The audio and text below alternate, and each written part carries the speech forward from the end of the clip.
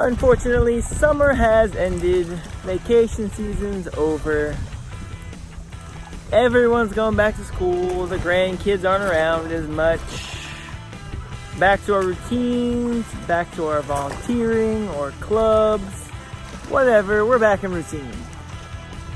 And with that comes getting our health back on track. We're not pushing it aside to go to the beach, or to go to concerts, or go to amusement parks. Time to refocus. And how do we refocus? It starts with meal planning and meal prepping. That's number one. If you have a struggle with that, I'm going to talk about that tomorrow. Watch out for that post. 2, get moving, alright? We're not lounging on the beach anymore as much.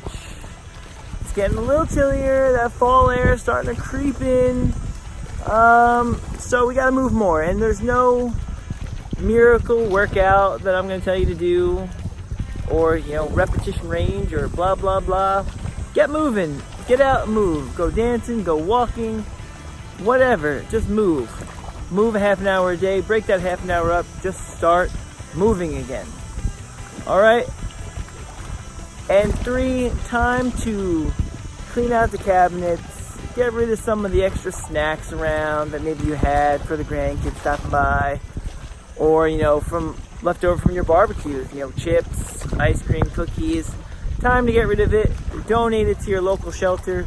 Do something, but don't keep it in your house. Move on and get rid of it. And those are my tips to get back on track with summer being over.